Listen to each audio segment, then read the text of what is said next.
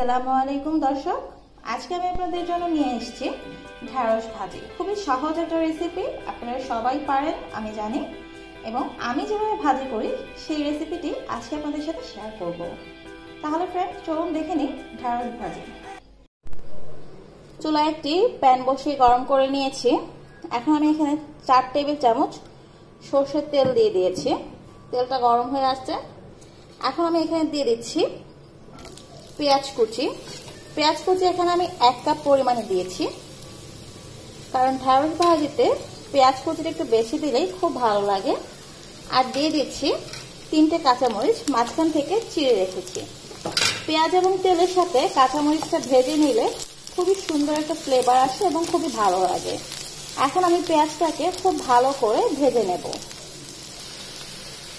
আমার পেঁয়াজটা হালকা করে ভাজা হয়ে গেছে। এখন আমি এখানে দিয়ে দিচ্ছি 1 চামচ রসুনের পেস্ট, আর দিয়ে দিচ্ছি 1/2 চামচেরও কম হলুদ গুঁড়ো। এই দুটোকে আমি ভালো করে মিক্স করে নিচ্ছি একসাথে, আপনারা দেখতে পাচ্ছেন। এবার আমি দিয়ে দিচ্ছি আমার ধুয়ে পানি ঝরিয়ে কুটে রাখা ঢেঁড়সগুলোকে আমি একটু লম্বা লম্বি কোনা করে কেটেছি। আপনারা চাইলে এটাকে গোল করেও কাটতে পারেন, মাঝখান থেকে চিড়েও কাটতে পারেন। এখন আমি সবগুলোকে একসাথে মিক্স করে দিচ্ছি।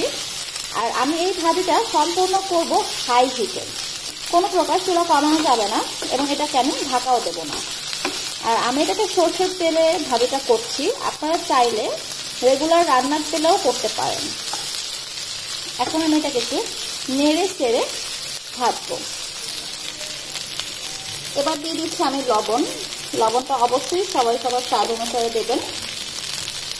এখন লবণটাকে মিশিয়ে আমি খুব ভালো করে ঢেঁড়সগুলোকে ভাজবো। চুলাটা হাই হিটে রেখে বারবার উল্টে পাল্টে ভেজে নিতে হবে। কোনোভাবে এটাকে ঢাকা দেওয়া যাবে না, আর চুলাটা কমিয়েও দেওয়া যাবে না।